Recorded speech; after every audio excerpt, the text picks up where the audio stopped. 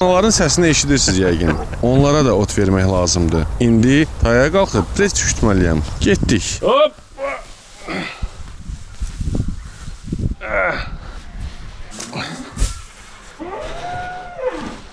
Danalar Gözləyirlər. səs eləyir.